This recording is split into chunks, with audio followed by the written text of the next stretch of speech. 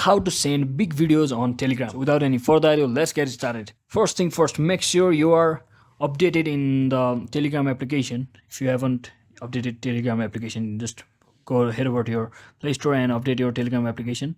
And inside Telegram application, first locate your files from your file manager, or it could be in your gallery. And once you do that, and click on any big file you want to send, and once you long press on it, and you can simply compress the file first and compress it.